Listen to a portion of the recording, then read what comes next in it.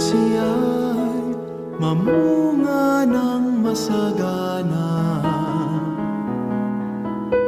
Siya sa ama'y nagbigay ng karangalan. Mula ngayon kayo'y aking kaibigan, hinango sa dilim at kababaan. Ang kaibiga'y mag-aalay ng sarili niyang buhay, walang hihigit sa yaring pag-aalay.